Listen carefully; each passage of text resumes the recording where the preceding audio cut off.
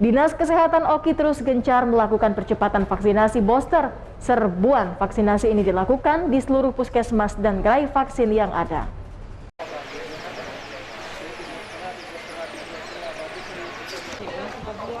Upaya percepatan vaksinasi terus dilakukan di Kabupaten Oki. Melalui Dinas Kesehatan, serbuan vaksinasi zonasi dinilai cukup efektif dalam percepatan pencapaian target vaksinasi.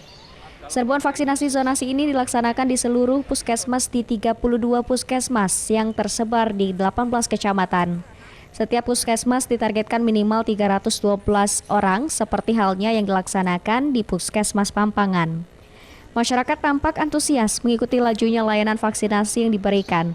Capaian vaksinasinya pun ternyata sudah hampir 100% melampaui target 70% yang diharapkan.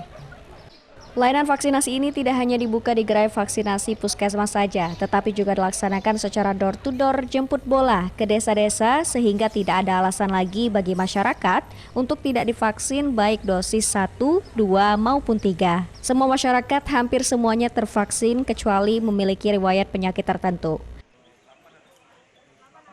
Dengan adanya kegiatan vaksinasi ini, dukungan camat yang luar biasa, dukungan Polsek, Koramil, sehingga dapat dilaksanakan dengan baik.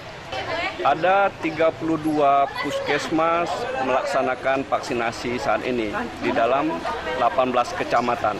Target kinerja kita satu puskesmas minimal 312 orang divaksin. Jadi hari ini minimal 10.000 masyarakat Kabupaten Oki mendapatkan vaksinasi untuk melaksanakan percepatan.